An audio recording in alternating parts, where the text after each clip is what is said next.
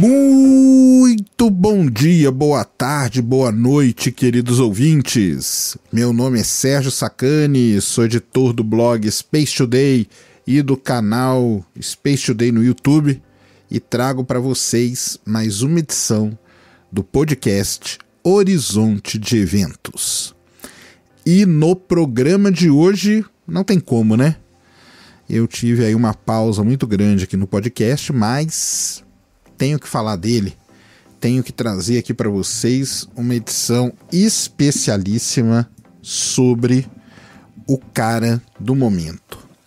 Então, nessa edição, vamos conversar, tentar explicar aí o máximo de coisas possíveis sobre o telescópio espacial James Webb. Chegou a hora da ciência invadir o seu cérebro.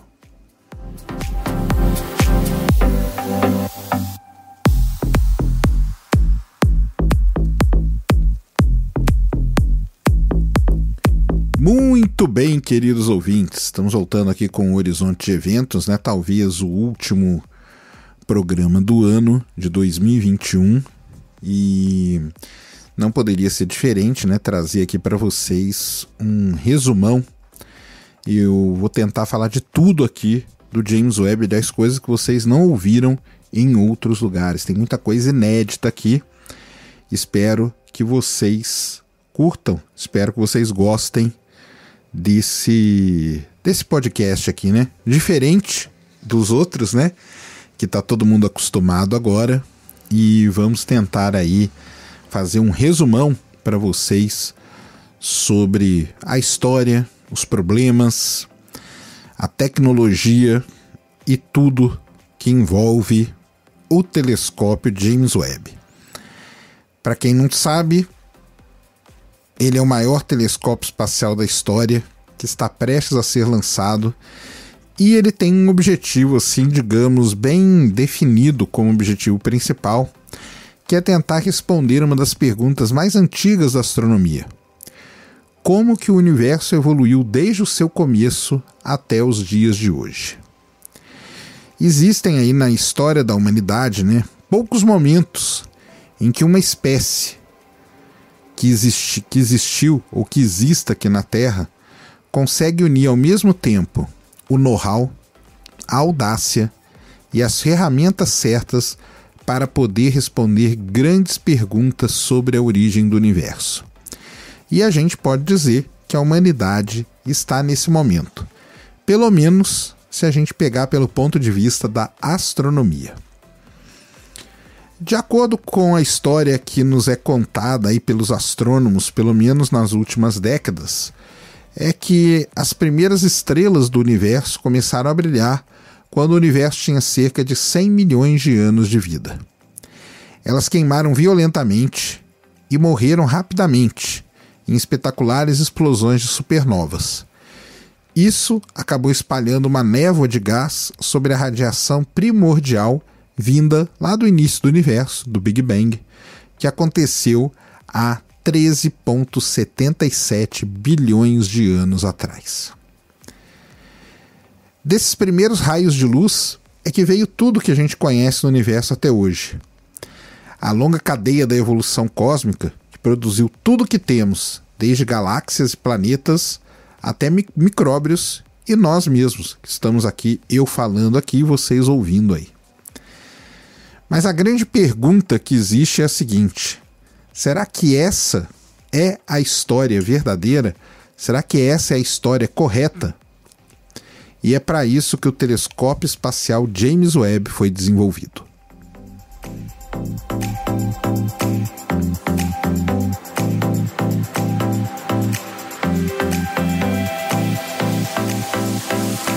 O James Webb é a ferramenta correta para tentar responder essa pergunta. Nesse momento que eu estou aqui falando com vocês, ele está lá dobradinho dentro da coifa do foguete Ariane 5, que é o foguete que irá levá-lo até o espaço, dobrado como um origami de alta tecnologia, um origami de nada mais nada menos que 10 bilhões de dólares. E ele está lá hoje, repousando já na plataforma de lançamento. O maior, o mais caro e o mais sofisticado telescópio espacial já construído na história da humanidade tem como missão olhar de volta no tempo e procurar o momento em que as primeiras estrelas e as primeiras galáxias se formaram. O James Webb vai procurar pelas primeiras coisas que se formaram depois do Big Bang e tentar explicar como que tudo isso fez chegar até o momento que a gente tem hoje. Se tudo correr bem, o que é algo complicado de dizer, ainda mais levando em consideração o terrível histórico do James Webb, uma pequena brincadeira aqui com vocês, o telescópio será lançado ao espaço a bordo do foguete Ariane 5 na manhã de Natal, isso mesmo, dia 25 de dezembro de 2021, às 9h20 da manhã, partindo para uma viagem longa, de 1,5 milhão de quilômetros, para ele poder ficar longe o suficiente da Terra, do Sol e da Lua, e onde as forças gravitacionais se anulam, criando um ponto estável onde é possível mantê-lo numa órbita por muito tempo sem gastar tanto combustível. Depois de lançado, os próximos 29 dias, em seu caminho até o ponto orbital, o telescópio será desdobrado a partir de uma série de movimentos ensaiados, mais complicado do que qualquer outro tipo de movimento já feito no espaço. Com nada mais nada menos que 344 pontos únicos, onde falhas podem acontecer, e sem a chance de se enviar qualquer astronauta ou sonda para reparar um possível problema, esses serão 6 meses de maior ansiedade na vida de muitos astrônomos, até que o telescópio comece a operar de forma científica. Primeiro, as antenas serão liberadas para garantir a comunicação com a Terra. Na sequência, começará o processo de abertura do escudo de calor, que é do tamanho de uma quadra de tênis, iniciando pela estrutura, que estão onde passam, as 5 folhas de Kepton que constituem o escudo. Finalmente, os 18 segmentos hexagonais de berílio cobertos por uma fina camada de ouro serão abertos para se formar o espelho primário do telescópio com 6,5 metros de diâmetro. Nesse momento, o telescópio deve estar próximo do seu destino, chamado ponto de Lagrange L2, de onde a gente espera que ele faça as maiores descobertas da astronomia. Depois de chegar lá, os astrônomos vão gastar aí cerca de 6 meses avaliando, testando e calibrando o novo olho para o cosmos. O telescópio espacial James Webb, que tem esse nome em homenagem ao administrador da NASA que liderou a agência durante os anos do programa Apollo, é uma colaboração internacional da NASA, Agência Espacial Norte-Americana, a ESA, Agência Espacial Europeia, e a CSA, que é a Agência Espacial Canadense. A sua missão oficial é explorar o reino da história cósmica, que foi inacessível ao Hubble e a qualquer outro telescópio que veio antes dele. Nós estamos aqui graças a essas primeiras estrelas e galáxias, e precisamos entender como tudo começou. Daqui a pouco, mais para o final aqui desse episódio, eu vou passar a timeline completa, tanto da abertura dos primeiros 29 dias do telescópio no espaço, como nos próximos 6 meses de comissionamento e teste que serão realizados. Então fiquem até o final que vocês vão entender direitinho por que vai demorar tanto tempo assim para o James Webb começar a funcionar.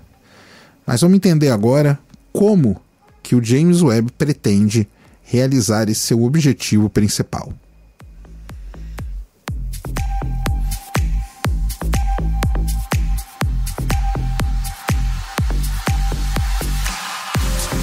Para realizar essa missão, o James Webb está ajustado para registrar um tipo diferente de luz com os seus olhos. Um tipo de luz que nós, seres humanos, não vemos e nem o Hubble vê. O Hubble vê um pedacinho. Graças à expansão do universo, essas primeiras estrelas e galáxias estão se afastando da Terra. E esse afastamento é tão rápido que a luz das estrelas e das galáxias é desviada para os comprimentos de ondas maiores e mais avermelhados. O que começou como uma luz azul em uma galáxia bebê 13 bilhões de anos atrás foi sendo esticado e esticado para os comprimentos invisíveis do infravermelho, a famosa radiação térmica, com o passar do tempo até os dias de hoje. Aqui um pouco de história para vocês, porque mesmo antes do Hubble ser lançado, lá em 1990, os astrônomos já se perguntavam sobre o que deveria vir depois do Hubble. Uma pessoa muito importante em toda essa história é o Dr. Drexler. Ele foi o chefe do comitê que propôs o que era então chamado de telescópio espacial de próxima geração. Um telescópio que deveria ser poderoso o suficiente para ver as primeiras estrelas e galáxias do universo. Ele teria que ter no mínimo 4 metros de diâmetro. Só para lembrar, o Hubble tem 2,4 metros de diâmetro. E teria que ser altamente sensível à radiação infravermelha, coisa que o Hubble não é. E custaria cerca de $1 bilhão. A NASA estava no jogo, mas o administrador da agência na época temia que um telescópio de 4 metros de diâmetro não seria capaz de detectar a luz das primeiras estrelas. Então, em 1996, ele foi até o Congresso da American Astronomical Society com as suas preocupações. O novo telescópio, de acordo com esse administrador da NASA, deveria ter 8 metros de diâmetro, o que representaria um salto drástico em poder de observação, custo e tempo de desenvolvimento. Ali então nascia o que viria a ser o James Webb. E ele nascia como uma tempestade perfeita. Quanto mais caro ele fosse, mais crítico ele seria de ser construído. E a sua falha seria mais complicada ainda, o que faria ele se tornar cada vez mais caro. E essa, na verdade, foi a história que nós vimos. Na verdade, o The Next Generation Space Telescope, o primeiro de todos, foi proposto para ter 10 metros de diâmetro. Com todo esse tamanho, 10 metros ou 8 metros de diâmetro, ele não caberia dentro de qualquer foguete existente. Isso significava que, de alguma maneira, o seu espelho deveria ser dobrável e deveria desdobrar no espaço. A NASA, estudando várias propostas, vários modelos, resolveu, no final de tudo, fazer um telescópio com um espelho de 6,5 metros de diâmetro. Isso faz com que ele seja 3 vezes maior que o Hubble e que tenha 7 vezes maior poder de captar luz. Diminuir o tamanho um pouco, de 10,8 para 6,5, não reduziu em nada os desafios em construir esse telescópio espacial. Mas uma coisa muito legal: se os espelhos dobráveis que foram propostos eles funcionarem como planejado, essa missão do James Webb, além de toda a parte científica, ela pode inaugurar uma nova maneira de se lançar grandes telescópios para o espaço. Mas, se o origami bilionário do James Webb falhar, a NASA e toda a comunidade astronômica, você pode ter certeza, que darão infinitos passos para trás. Em um determinado ponto de toda a jornada do James Webb, o projeto iria custar $5 bilhões e o lançamento seria em 2011. Agora, nós estamos em 2021 e o custo do James Webb já foi para $10 bilhões. O custo sempre foi um grande problema para o James Webb. Ele sempre foi priorizado, mas outros projetos tiveram que ser cancelados nessa jornada e a briga, por uma fatia do orçamento da NASA sempre foi ferrenha.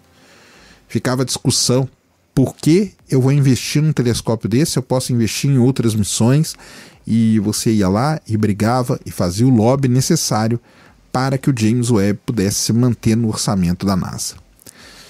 Para quem não sabe, há 10 anos atrás, o Congresso norte-americano chegou a pautar o cancelamento do James Webb, mas já se tinha gastado tanta grana e tempo que eles deixaram para lá, deixaram que era melhor seguir com essa ideia. Vocês lembram que eu falei aqui no começo, que o telescópio, na verdade, ele chamava Telescópio Espacial de Próxima Geração, ou seja, The Next Generation Space Telescope. Pois bem, outra batalha na saga do James Webb foi o seu nome, que na verdade durou até pouco tempo agora.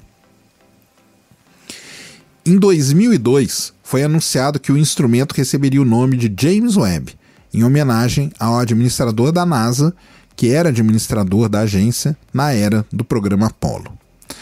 Alguns astrônomos e a comunidade científica acabaram ficando decepcionados, né? Pois eles queriam que o telescópio fosse feito e tivesse o nome em homenagem a um grande cientista, como o Hubble, tem o nome do Hubble, ou como o Chandra, que é o observatório de raio-x da NASA, tem esse nome de Chandra em homenagem a um grande pesquisador. Alguns criticam até hoje a escolha de James Webb, devido ao seu papel ali nos anos 1960 e 1970 com relação à comunidade LGBTQIA+. Lembrando que tudo isso no passado aconteceu durante a administração Truman.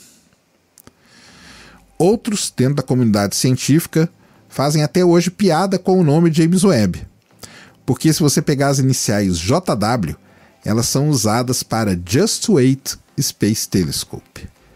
Os atrasos realmente viraram uma verdadeira maldição na história do James Webb e uma verdadeira fonte de piada para o James Webb. Ligado na voltagem errada, perdendo parafusos durante os testes, Covid, auditoria externa, aconteceu de tudo com o James Webb.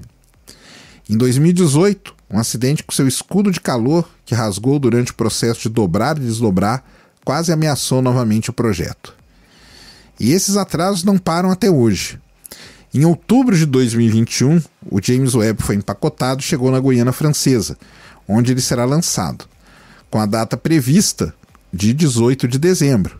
Nesse meio tempo, uma abraçadeira já se arrebentou, colocando seu lançamento para o dia 22 de dezembro. Depois um cabo de dados também teve problema, colocando o lançamento de 22 para 24 de dezembro. E para terminar, o mau tempo ajudou ainda na maldição dos atrasos, colocando o lançamento de 24 para 25 de dezembro. Lembrando que antes disso tudo, a data prevista para ele ser lançado era 31 de outubro de 2021, mas ele já teve datas para 2020, 2019, 2018 e assim por diante. Mas tudo isso, todos esses anos, esse custo, tem que ter uma recompensa. Aliás, uma série de recompensas. E novos estudos do universo poderão ser feitos. Para isso, vamos então falar um pouquinho agora sobre os objetivos do James Webb.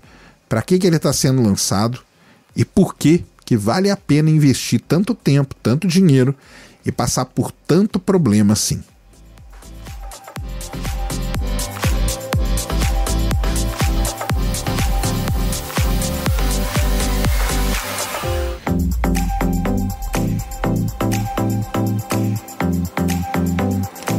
Muito bem, há quase 14 bilhões de anos atrás, quando o universo tinha menos de 1/trillionésimo de um segundo de vida, flutuações quânticas na densidade da matéria e na energia deu origem a aglomerações em um canto e no outro, dando início assim às primeiras estrelas do universo. Essas estrelas eram bem diferentes daquelas estrelas que a gente vê hoje no céu noturno. Elas eram compostas somente por hidrogênio e por hélio, os elementos ali primordiais criados na fornalha do Big Bang. Essas estrelas podem ter crescido rapidamente e chegaram a ter centenas de vezes a massa do Sol, o que fez com que elas rapidamente explodissem como supernovas. Essas estrelas não existem mais no universo. E, na verdade, elas podem ser muito apagadas para serem vistas individualmente, até mesmo pelo James Webb.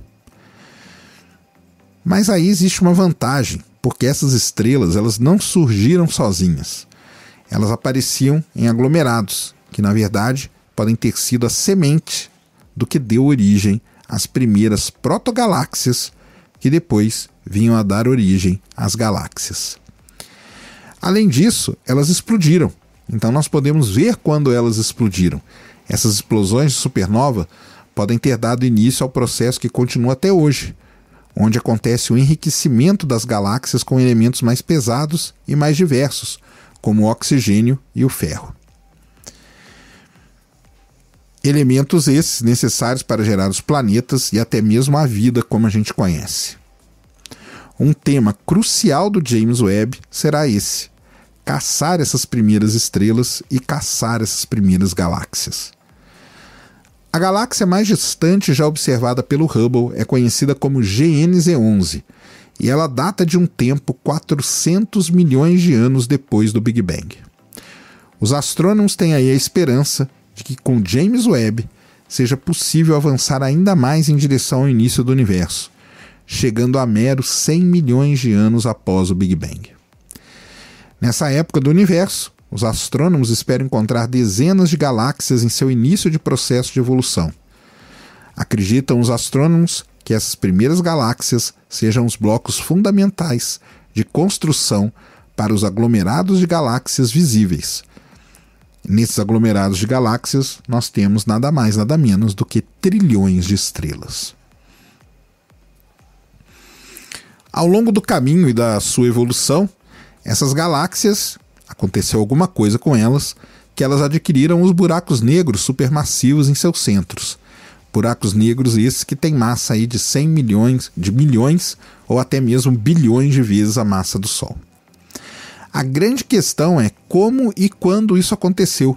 E aí vem aquela grande pergunta, que é o quem veio primeiro, a galáxia ou o buraco negro? Será que os buracos negros supermassivos já nasceram grandes, como um legado do Big Bang? Ou pelo colapso das primeiras estrelas? Será que eles já nasceram assim? Ou será que eles foram crescendo aos poucos através de colisões, de fusões, entre outros buracos negros? Todas essas questões tentarão ser respondidas pelo telescópio espacial James Webb. Podemos então dizer que esse é um dos principais objetivos dele: estudar as primeiras estrelas, as primeiras galáxias, entender a sua evolução, entender a formação dos buracos negros em seu centro e como isso pode afetar a própria evolução das galáxias e do próprio universo.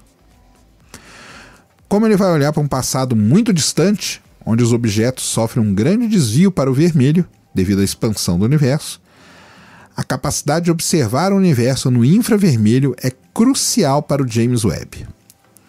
Por isso que, na verdade, ele foi desenvolvido dessa maneira, não é à toa. O objetivo dele estava muito bem traçado e, a partir desse objetivo, foi criado todo o desenvolvimento do James Webb. Mas não é só esse o grande objetivo do James Webb.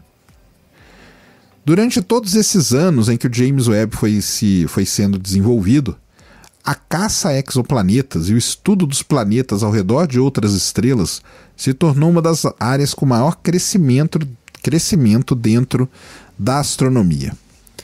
Desde 1992, os astrônomos vêm descobrindo mundos orbitando outras estrelas, mas agora chegou o momento de estudar esses mundos em detalhe, e o James Webb é capaz de fazer isso.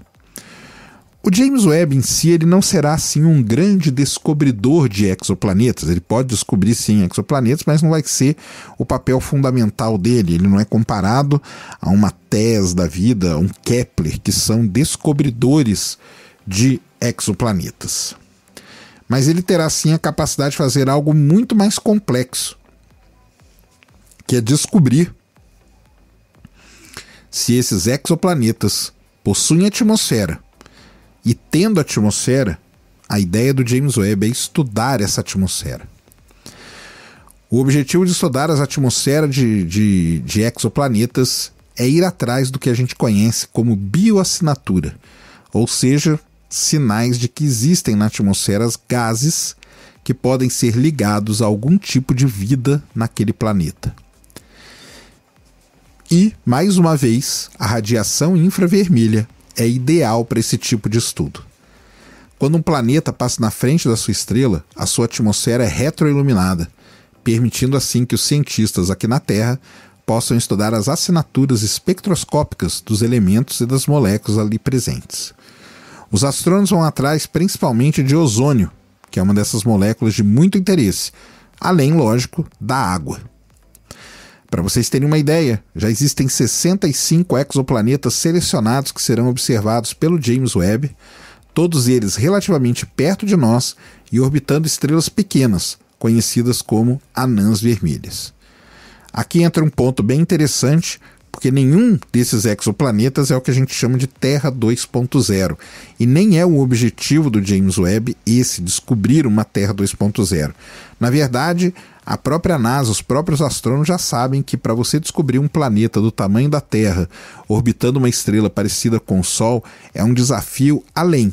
E para isso você precisa de um telescópio de uma próxima geração. Na verdade, isso já está no plano da NASA para a próxima década. Construir um telescópio capaz sim aí de detectar a Terra 2.0, ou seja, um exoplaneta que é análogo ao da Terra. O foco do James Webb não é esse. O foco do James Webb é estudar aqueles planetas que já foram descobertos e tentar entender se eles têm atmosfera e caracterizar a atmosfera desses planetas. Um dos primeiros sistemas que vai ser estudado aí pelo James Webb é um sistema muito conhecido de todos nós, que é o sistema TRAPPIST-1, que fica localizado aí a cerca de 40 anos-luz de distância da Terra. Nesse sistema, existem 7 planetas que orbitam uma estrela anã vermelha, sendo que 3 deles são rochosos, possuem mais ou menos o tamanho da Terra e orbitam a estrela dentro da zona habitável, ou seja, com a possibilidade de existir água em estado líquido na sua superfície. Dentre esses, o planeta mais desejado pelos pesquisadores para ser estudado é o chamado TRAPPIST-1e. Os pesquisadores irão tentar estudar se esse exoplaneta ele tem uma atmosfera.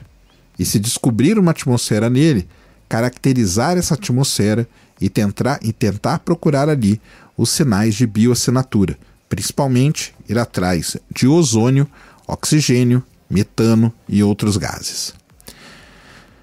À medida que novos exoplanetas promissores vão sendo descobertos, eles vão entrando para essa lista do James Webb e vão sendo caracterizados ao longo do tempo pelo telescópio espacial. Esse, então, se encaixa num segundo grande objetivo do James Webb, que é estudar a atmosfera de exoplanetas próximos e tentar descobrir sinais de bioassinaturas em suas atmosferas. Isso faz com que o James Webb pesquise o passado muito distante e o universo bem próximo, em busca de respostas complexas, às vezes respostas para perguntas que a gente nem sabe perguntar ainda. Mas lógico que esse não são só esses 2 objetivos do James Webb.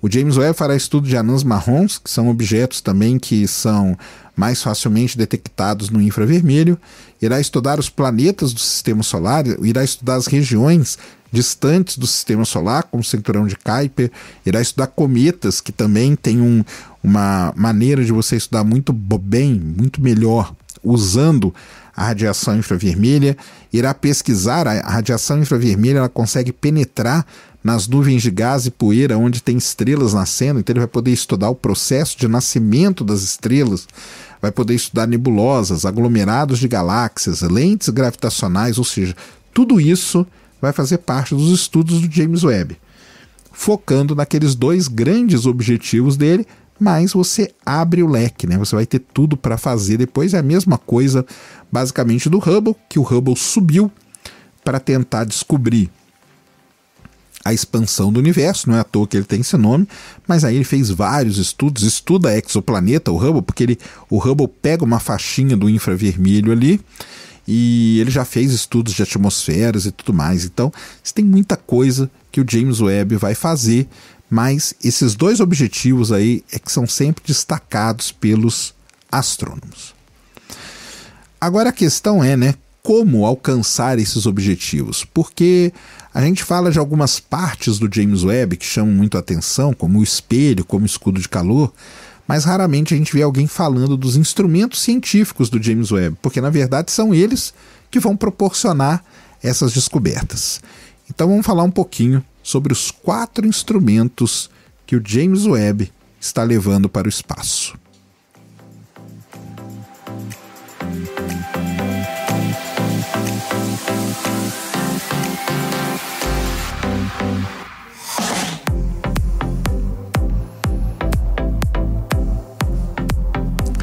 A gente pode dizer que a parte instrumental do James Webb não é tão complexa como boa parte da sua engenharia.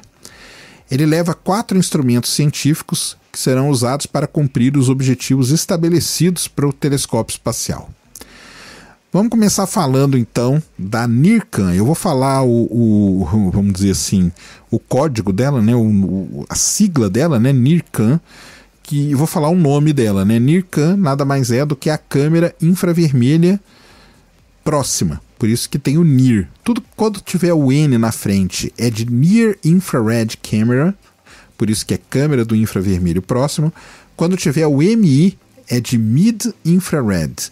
Ou quando tiver o MIRI, que o pessoal gosta de usar também, é Mid Infrared, que é o infravermelho médio.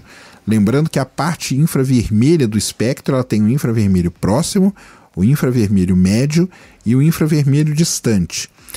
O Hubble ele observa um comecinho do infravermelho próximo. O James Webb vai observar o infravermelho próximo inteiro e uma parte do infravermelho médio. Um outro telescópio que já existiu e que não funciona mais, chamado Spitzer, que tá aí, né? O Spitzer é o nome de um grande cientista. Ele era um telescópio no infravermelho e ele observava parte do infravermelho médio e o infravermelho distante. Esse é um dos motivos que a gente não fala que o James Webb é o sucessor do Hubble. Ele pode ser o sucessor do Hubble no ponto de vista de revolucionar a astronomia. Mas na parte de observacional, não. Ele é mais um complemento para o telescópio espacial Hubble. Alguns chamam até de um irmão mais novo, né? No caso do Hubble. Mas então vamos falar um pouquinho da NIRCam, que é a câmera do infravermelho próximo do James Webb. Essa câmera ela é considerada como sendo o imagiador primário do telescópio. Aqui é uma outra palavra diferente. Os astrônomos eles não gostam de chamar de câmera, mas eles preferem chamar de imagiador, porque a imagem final, na verdade, ela é uma composição de várias outras coisas que acontecem ali no instrumento. Então o nome imagiador é um nome que é mais visto hoje na astronomia. A NIRCam ela vai atuar no infravermelho nos comprimentos de onda entre 0,6 e 5 micron.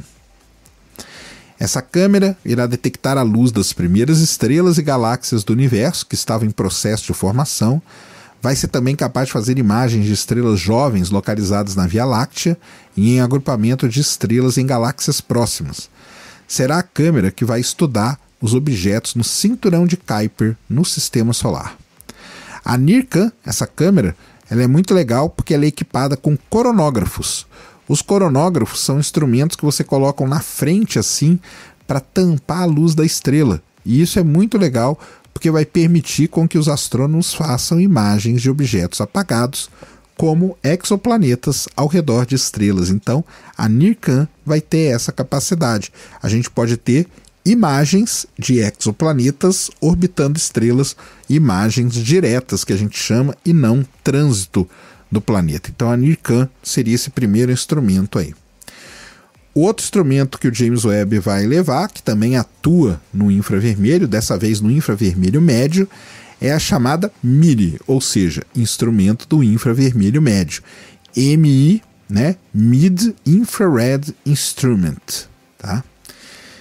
Esse instrumento ele vai complementar ali então, né? Então ele vai atuar dos comprimentos de onda de 5 a 28 micron e os seus sensores permitirão ver o desvio para o vermelho da luz de galáxias distantes, além de estrelas recém-formadas. É esse MIRI, por exemplo, que ele vai conseguir invadir as nuvens de gás e poeira e ver ali dentro dela, tá? Ele também vai conseguir fazer imagem de cometas e objetos apagados localizados no cinturão de Kuiper no Sistema Solar. Essa câmera ela vai ser muito legal porque ela tem um vasto campo de visão e vai mostrar imagens aí tão maravilhosas quanto as imagens feitas pelo Hubble.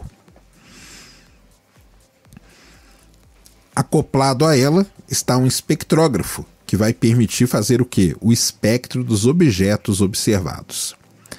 Mas aí, falando de espectro, a gente tem um instrumento específico para isso no James Webb, que é o chamado NIRSpec, ou seja, Near Infrared Spectrography, ou seja, espectrógrafo do infravermelho próximo.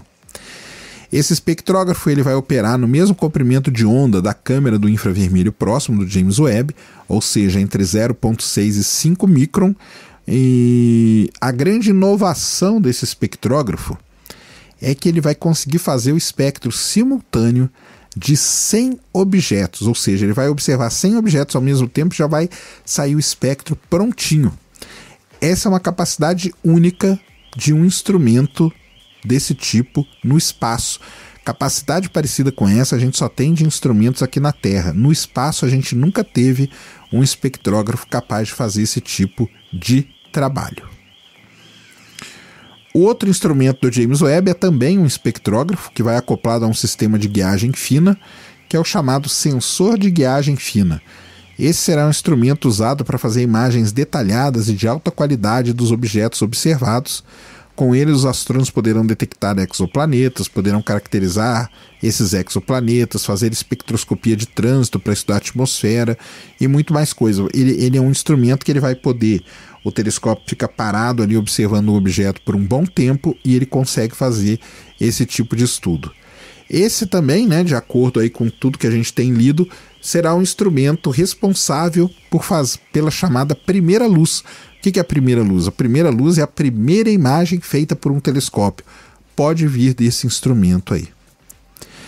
Esse instrumento também vai ser, no final das contas, a gente espera, o responsável por detectar as bioassinaturas nas atmosferas dos exoplanetas. Se você for ver bem, né, pelo que eu falei aqui, o James Webb ele é um conjunto de espectrógrafos que está sendo colocado no espaço. E isso tem um motivo, não é à toa isso, né? A função do telescópio, né, com o seu espelho, é coletar a luz, coletar fótons. Quanto mais fóton, melhor. Até o pessoal faz uma analogia que chama os telescópios de balde de fótons. Então imagina que você tem um balde pequeno, cabe pouca água, caberia pouco fóton. Você tem um balde muito grande, cabe muita água, caberia mais fótons. Por isso que em telescópio, tamanho é documento, tamanho conta. Quanto maior, melhor. Não tem jeito, tá? Mas o objetivo, né, só coletar a luz não faz sentido nenhum. Você tem que processar aquela luz que está chegando, você tem que estudar aquela luz. Então você estuda as propriedades dessa luz que é coletada, pois é assim que a gente vai conseguir determinar as principais características do objeto, ou que gerou essa luz ou que refletiu essa luz, no caso aqui detectada pelo James Webb. Por isso, ter esses instrumentos a bordo de um grande telescópio como o James Webb é muito valioso. Mas a gente, lógico, que não pode deixar de lado o espelho, porque é o espelho que faz o primeiro ataque, né? Ele que capta, coleta essa luz que vai ser levada para os instrumentos. Então, vamos falar um pouquinho aqui agora da parte da engenharia, de uma tecnologia inovadora que é utilizada pelo James Webb, tanto no seu espelho como no seu escudo de calor, que são assim as duas peças, quando você olha o James Webb, não tem, né? Lógico, são as peças que mais chamam a atenção. Então vamos falar um pouquinho dessa parte da engenharia do James Webb.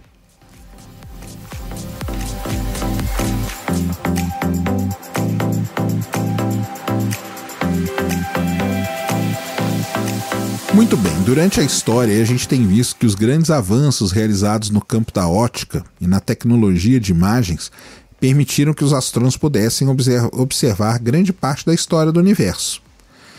Mas, para podermos chegar lá, no começo de tudo, é preciso um passo muito maior e muito mais inovador.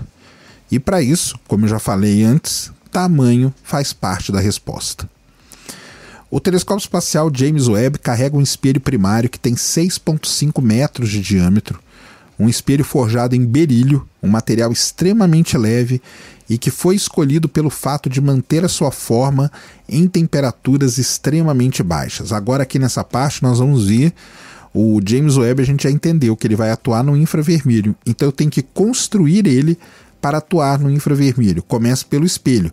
Para atuar no infravermelho, o telescópio tem que estar muito frio. O berílio é um elemento, né, que quando você cria ali o espelho de berílio, ele consegue manter a sua forma em temperaturas extremamente baixas.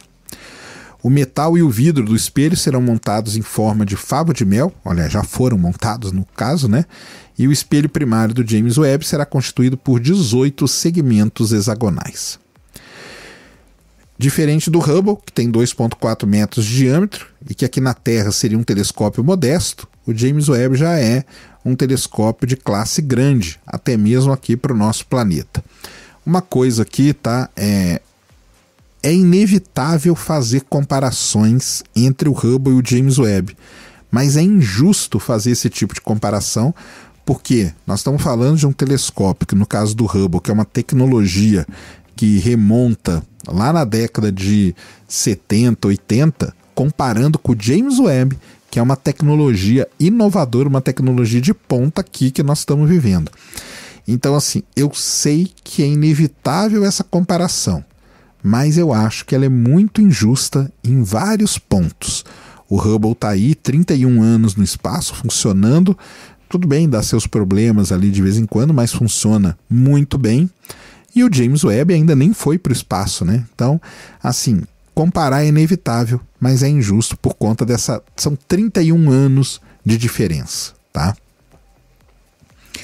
Bem, o James Webb é um telescópio refletor do tipo Cassegrain, mais precisamente ele é um Hitchin-Cretchen, que a gente chama, onde ele usa um espelho primário para coletar a luz é então focalizada num espelho secundário, e desse espelho secundário, a luz, a energia, é refletida para uma central, aonde estão ali os 4 instrumentos, os instrumentos que eu falei para vocês agora há pouco.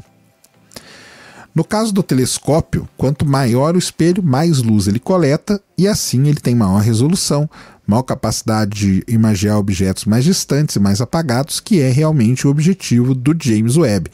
Por isso que lá no começo da história, lembra quando eu falei, quando os primeiros caras imaginaram algo que seria hoje o James Webb, eles imaginaram algo com 8 metros, com 10 metros, porque eles sabiam que só assim que eles iam conseguir chegar nos confins lá do universo, tá? Como eu falei, né, mais uma comparação aqui, vai ser inevitável fazer essa comparação várias vezes, mas só para vocês terem uma ideia, o James Webb ele tem um campo de visão 15 vezes maior do que o telescópio espacial Hubble.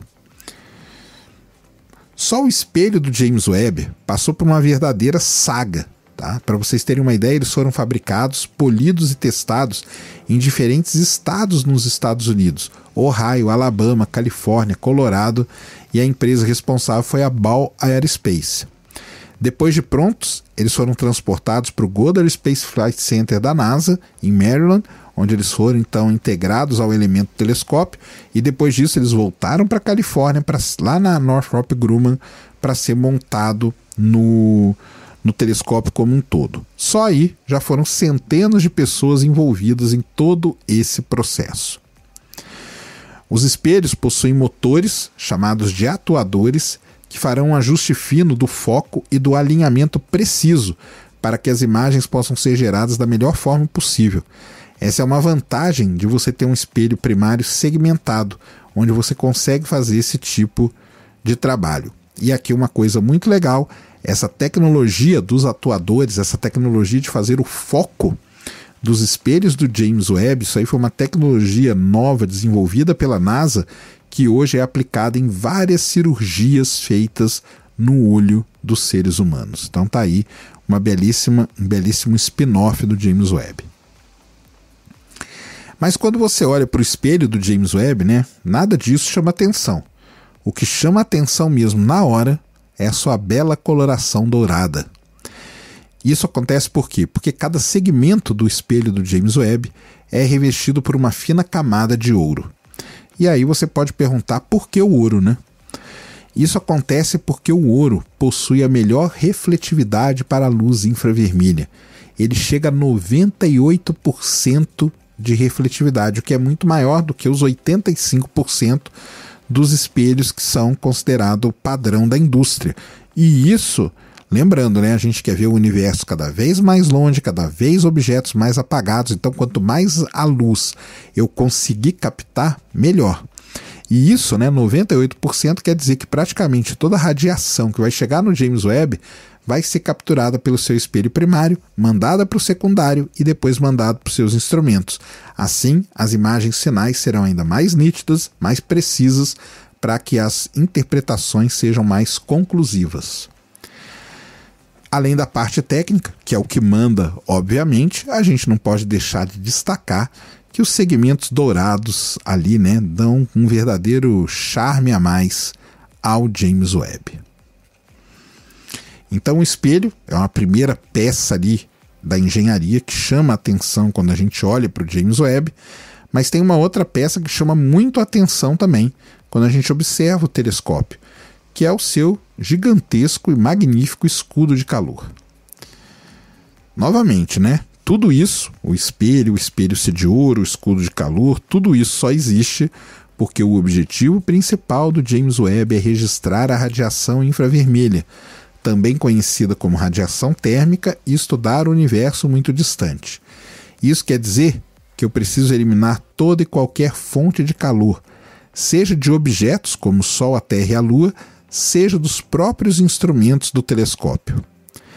A solução para isso foi construir um escudo de calor que tem o tamanho de uma quadra de tênis e é composto por 5 finas folhas de um material conhecido como Kapton.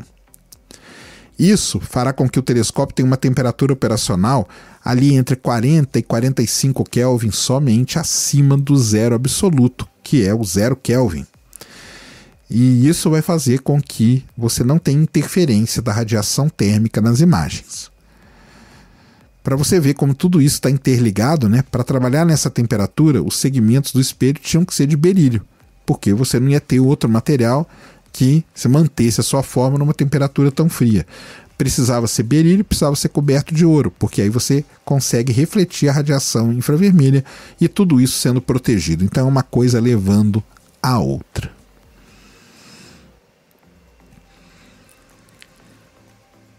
E aqui já falamos do espelho, já falamos do escudo, que são coisas assim importantes, mas tem um outro fator também determinante para o James Webb cumprir o seu objetivo, que é a sua órbita. Então, de novo, né, aquela comparação injusta, o Hubble é um telescópio que fica a cerca aqui de 400 km de altitude, bem próximo, na órbita baixa da Terra. O James Webb não pode ficar ali, porque se o James Webb ficar perto de um planeta como a Terra, que gera um calor gigantesco, ele não iria jamais funcionar da maneira como ele deve funcionar. Para isso, para ele funcionar bem, cumprir seus objetivos, definiu-se que deveria ser colocado a uma distância grande da Terra, mas também não pode ser qualquer distância, porque senão para você manter ele funcionando, você iria despender muito combustível. Então, os astrônomos, os técnicos, os engenheiros estudando, concluíram que o melhor local para colocar o James Webb seria o chamado ponto de Lagrange L2. Esse ponto fica a 1,5 milhão de quilômetros da Terra, na verdade não é um ponto, né? Uma regiãozinha ali, né? Que é uma região de equilíbrio gravitacional entre a Terra e o Sol. Além disso, é um ponto distante o suficiente dos objetos Sol, Terra e Lua, de modo que o telescópio possa operar da forma mais eficiente possível. Tá? E o que acontece? Nesse ponto ele assume uma órbita chamada órbita halo, né, que a gente chama, e ele fica orbitando aquela região ali, o escudo de calor dele sempre voltado para o Sol, protegendo todo o instrumental e todo o espelho do James Webb do calor. Não pode ter esse calor, então ele vai ficar sempre voltado ali.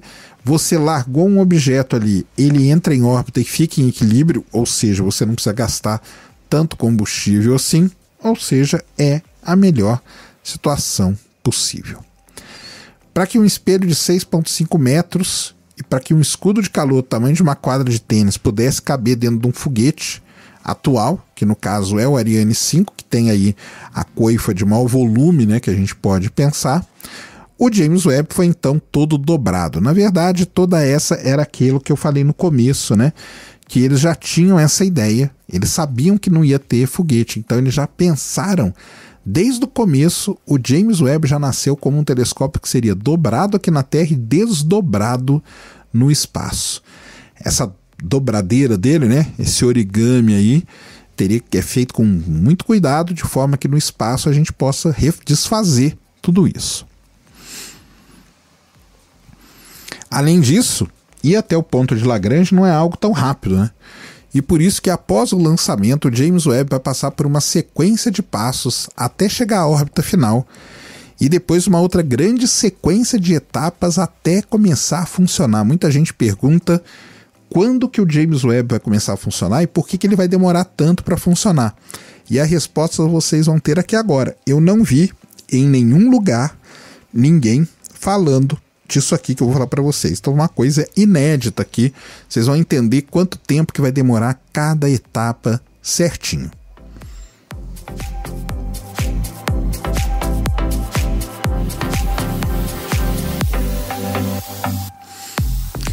Bem, se tudo correr como planejado até o momento, o James Webb então deve ser lançado na manhã de Natal, de 25 de dezembro de 2021, às 9h20 da manhã.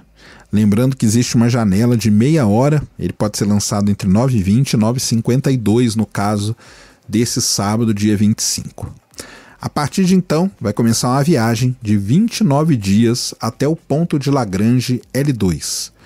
Juntamente com todo o processo de abertura, desdobramento e resfriamento das partes do telescópio. Então vamos lá fazer a passagem aqui de ponto a ponto, o que vai acontecendo.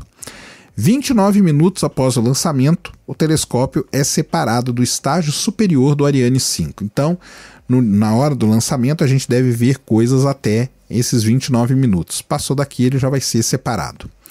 33 minutos depois do lançamento, seu painel solar é aberto. É a primeira coisa que vai ser aberta junto com a sua antena, porque você vai começar a capturar energia para carregar as baterias e a antena para fazer as comunicações. Então, 33 minutos acontece isso. 14 horas após o lançamento, o telescópio passará por uma correção de curso, a primeira, que vai colocar ele ali no rumo certo para chegar, ao ponto de Lagrange. E com 1 dia e meio no espaço, o James Webb passa pela órbita da Lua. Olha só a velocidade que ele vai adquirir com essa correção. Vai fazer com que ele passe pela Lua com 1 dia e meio. Lembra os astronautas da Apollo? Eles levavam 3 dias. Após 3 dias de lançamento, começa então o processo de abertura do escudo de calor. Primeira coisa que vai ser liberada são os pallets de sustentação.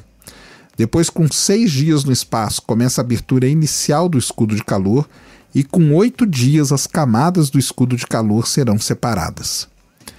10 dias após o lançamento, a primeira parte a ser liberada é o espelho secundário, que é uma haste bem grande que vai ficar na frente, e com 13 dias é a vez de abrir então o espelho primário do James Webb. 29 dias após o lançamento, o telescópio fará a sua segunda correção de curso para garantir a sua chegada no ponto de Lagrange, aonde ele vai começar então a sua órbita, que a gente chama de órbita halo, ao redor desse ponto. Quer dizer que chegou lá 29 dias depois, ou seja, 1 mês depois. Se ele for lançado dia 25 de dezembro, seria 25 de janeiro, ele começa a trabalhar? Não, não é assim. Aí começa uma outra parte da missão, que é a parte de comissionamento. Na verdade, essa parte de comissionamento do telescópio ela é dividida em 2 partes principais. Você tem o comissionamento do telescópio em si e o comissionamento dos instrumentos científicos. Todo esse processo vai começar 36 dias após o lançamento, quando o telescópio irá começar a fazer um mosaico de imagem. Com 50 dias, ele vai usar pela primeira vez o sensor de guiagem rápida e começar a registrar imagens. Com 55 dias no espaço, o processo de empilhamento dessas imagens deve terminar. Empilhar é somar todas as imagens. Então, usando aquilo que eu falei, que é o instrumento que vai fazer a primeira luz do James Webb, deve ser essa aí. Com 55 dias mais ou menos, a gente já deve ter a primeira imagem do James Webb, a primeira luz dele, não é uma imagem científica. Entre 60 e 70 dias no espaço, o telescópio passa então por uma fase de ajuste fino, dos segmentos dele. Com 75 dias começa o processo de alinhamento e com 80 dias no espaço começa o processo de ajuste de foco. Se você comprar um telescópio hoje, qualquer telescópio que seja, refletor, você vai passar por esse processo na sua casa. Você vai ter que alinhar e você vai ter que ajustar o foco do telescópio. São tarefas que não são simples. A gente que faz isso, que tem telescópio, faz isso, sabe que não são simples, e a gente consegue imaginar isso num instrumento como o James Webb. Tá? Então, por isso que não é tão fácil assim. Para vocês terem uma ideia, essa fase de alinhamento e de focalização, ela vai terminar com 120 dias do telescópio no espaço, ou seja, 4 meses no espaço para que ele possa fazer, né, o alinhamento e o foco. Durante esse período, os instrumentos científicos eles foram aos poucos resfriando para poder atingir a temperatura operacional. Isso é uma coisa que pouca gente também fala, né? Você não pode sair ligando os instrumentos não, porque eles vão estar muito quentes ainda. Então você tem que ir resfriando eles. Quando eles chegarem a uma determinada temperatura, aí sim eles vão ser ligados. Ali com os 120 dias, então, termina a fase de comissionamento do telescópio. E aí, com 125 dias no espaço, começa a fase de comissionamento dos instrumentos científicos, primeiro fazendo o ajuste fino desses instrumentos. Aí, com 130 dias no espaço, a estabilidade de apontamento para um objeto será testada. Isso é muito importante, que é para saber se o James Webb ele consegue ficar parado ali, olhando por um objeto por muito tempo. Lembra que o Hubble fez a imagem do campo profundo, quando ele ficou 10 dias olhando para aquela região. Então o James Webb teria que fazer algo parecido. Com 135 dias, lembram deles? Dos coronógrafos que eu falei lá? Daquele instrumento MIRI, serão testados. Com 140 dias, os modos de imageamento da NIRCam, lembra que eu falei que a gente chama de imageadores? A NIRCam é um imageador, ela tem vários modos de imagem, serão verificados. Isso lembrando com 140 dias. Com 150 dias, os modos de observação do instrumento NIRISS serão verificados. 150 dias já são 5 meses no espaço. Com 155 dias, serão verificadas as imagens da NIRCam e do NIRISS. Com 165 dias, o espectrógrafo do infravermelho médio vai ser verificado. Com 170 dias é a vez de testar o sistema de tracking para objetos do sistema solar. Isso é uma coisa complicada porque nós estamos aqui, embora, né, o James Webb um pouquinho mais longe, mas mesmo assim é perto, e ele vai observar objetos do sistema solar e ele precisa traquear, ou seja, ele precisa ficar focado naquele objeto o máximo de tempo possível. Isso vai ser feito com 170 dias dele em órbita. Depois, com 175 dias, o sistema de coronografia para exoplanetas vão ser verificados, e com 180 dias o espectrógrafo do NIRSPEC é verificado. E aí, com 180 dias, ou seja, 6 meses no espaço, começa a operação do James Webb. Os astrônomos que falam disso e tal, eles chegam a cogitar que as primeiras imagens científicas elas devem aparecer em junho, mas isso pode se estender até julho ou agosto de 2022, devido à complexidade de todas as atividades que precisam ser executadas. Se você contar aqui depois, são mais de 200 atividades para colocar o telescópio funcionando da maneira correta. Tudo demora, tudo é complicado, tudo dá problema, mas é certeza que tudo isso vai valer a pena. O dia que a gente vê as primeiras imagens das primeiras estrelas e das primeiras galáxias feitas pelo James Webb, o dia que a gente chegar ali pertinho do início do universo, o dia que a gente detectar com o James Webb as primeiras bioassinaturas em exoplanetas, rapidamente nós vamos esquecer de todo o atraso, de toda a demora, de todos os problemas que o James Webb teve desde que ele foi concebido até o dia dele ser lançado. É por isso que a gente está aqui, para acompanhar toda essa jornada. E você aí que está nos ouvindo, vem com a gente porque vai ser uma jornada inesquecível.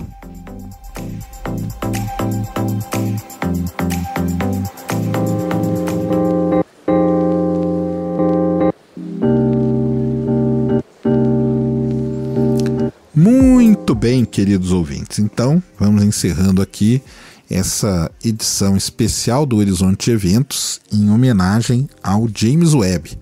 Foi falado tudo aqui, coisas assim que você não vê em qualquer lugar, principalmente no começo da história do James Webb. A história do James Webb ela é muito conturbada, então aquele lance de você ter tudo isso já tinha sido anunciado, tudo isso já tinha sido, né, o pessoal já tinha ido atrás.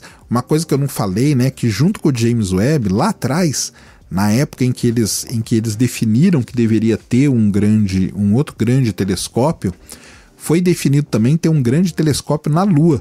E ninguém nunca mais falou desse telescópio na Lua.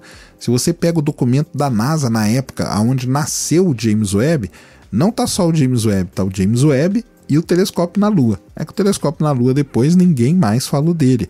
E o James Webb veio mudando a sua configuração, o seu tipo, o seu jeito, até chegar no que a gente conhece e até chegar no que a gente vai hoje. Outra coisa também que é pouquíssimo falada é esse lance desses 6 meses de comissionamento. O que vai ser feito em cada etapa?